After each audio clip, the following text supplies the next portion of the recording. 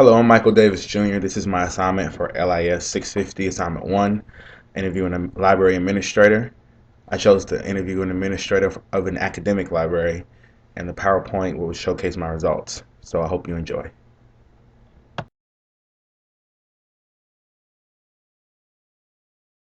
For the purpose of this presentation, I chose to profile an administrator from a small academic library. I chose to do an academic library, mainly because that's where I find myself wanting to be once I receive my MLIS degree. For the purpose of the presentation, I'll call that library Library AB, and I'll call my administrator Mr. Fry. A Library AB was founded on the campus of the university, which was founded in 1892. It began as a one-room frame structure with 25 students and one teacher. In 1897, the school was chartered by the state, and now the school is home to the AB Library. The library supports and enhances university programs through a current collection, electronic services, and via interlibrary loan. As far as my research method, I sent my Mr. Fry an email regarding the questions that we were going to have for the interview. I decided to do a phone interview, which lasted over 20 minutes. And in that interview, I learned a lot of things about Mr. Fry. Mr. Fry received his library science degree in 1990 from the University of North Carolina at Chapel Hill. And he also worked for the state of North Carolina for over 20 years, primarily working as a child media specialist for 12 years in the public school system.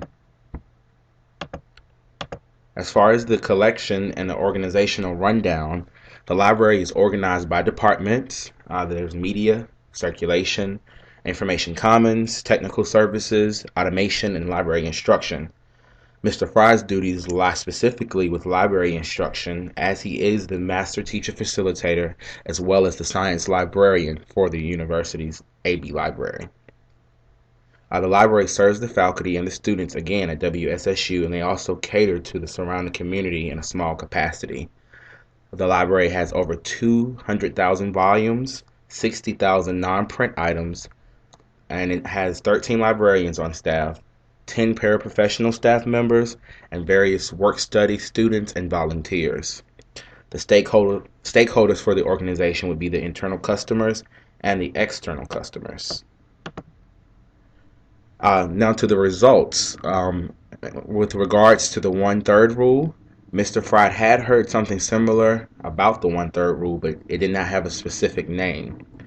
And talking about dividing his time amongst the 1/3 rule, he says that his days are too random to assign specific times, to doing such tasks. In regards to being a leader and a manager, Mr. Fry believed that good leaders, they know how to delegate their responsibilities and they do not micromanage. They also are very transformational, and they will not be afraid to get their hands dirty and to actually lead. In regards to my 5 questions, I asked Mr. Fry 5 different questions regarding leadership and manager experiences. My first question was, what makes a leader and an effective leader? Mr. Fry believed that leaders can be born and they can be creative. But to be a highly effective leader, he believes that a leader must always be present mentally and physically to help serve their team to the fullest extent. The next question, when is the right time to bend the rules as a leader or a manager? Mr. Fry believed that a leader must be able to accept the consequences when they bend the rules. And it's only acceptable if they're setting something in place that helps the people who benefit from the company or the business the most, i.e. the patrons, the customers, the people who come in, the community that we serve. The third question is, what is the best way to handle disputes amongst employees? Mr. Fry believes that when handling employee disputes, communication between the disputing parties is essential. A mediator may also need to be present because a dispute is often a miscommunication or a perception issue. The fourth question is, how can you right or wrong with a person or patron without an incentive? Is that even possible? The best way to handle that is to allow a patron or a customer time to vent, and that usually can right or wrong without an incentive. You have to make sure that the customer or the patron feels whole again. They feel that you've listened to their issue and that you're concerned about it.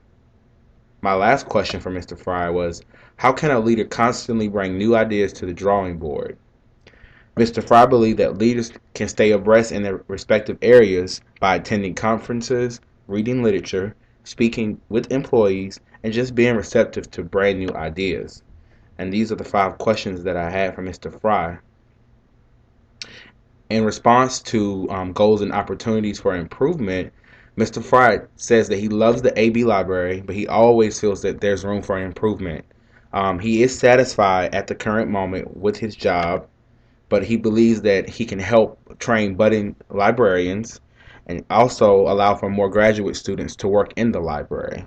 Uh, More staff development and more training to enhance teaching skills would be a plus, and also more people working towards MLIS degrees. When speaking about the 3 secrets of the Raven fans, of course we know what they are. Decide what you want, decide what your internal and your external customers want, and deliver plus 1%.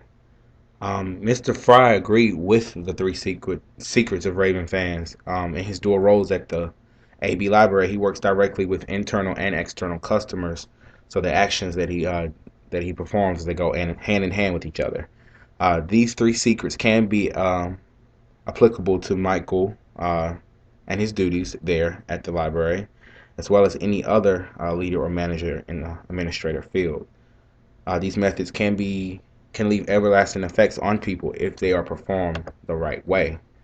I definitely agree with this as well. If it executed correctly, the results could be magical. In response to breaking all the rules, the 12 questions resonated really well with Mr. Fry. Specifically, question 9 are the coworkers being committed to doing quality work. Mr. Fry definitely believes this is an important part of the process.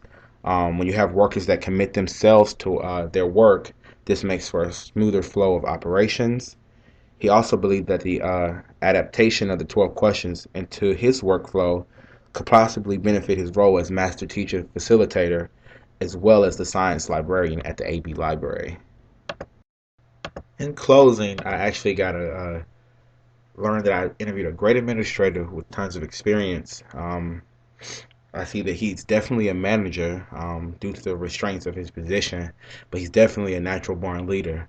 I recommend, though, that in this role, try to find some type of clear definition of the roles. It seems like the roles are kind of blurring with each other. A lot of the manager roles and the leader roles overlap one another at the AB Library. Some of the responsibilities that Mr. Fry has as the master teacher facilitator overlaps some of the responsibilities of the director or other members of administration as well. But overall, I learned a lot, and hopefully these recommendations could help Mr. Fry in the future. In closing, I learned a lot about becoming an administrator. I learned the ins and outs of being an administrator, especially in a library setting. In the future, I hope to apply these rules to my post as a library administrator, hopefully. And until next time, I hope you enjoy.